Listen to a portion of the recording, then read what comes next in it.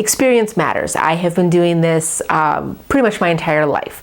I started out, even in elementary school, drawing my first floor plans and learning from experience that houses need hallways. But experience is the difference between someone who has a great eye for things and someone who can produce a functional, gorgeous project that is going to suit as many of the needs as possible, that is going to hit all of the design parameters and really be a fully completed project and not just one gorgeous vignette within a space.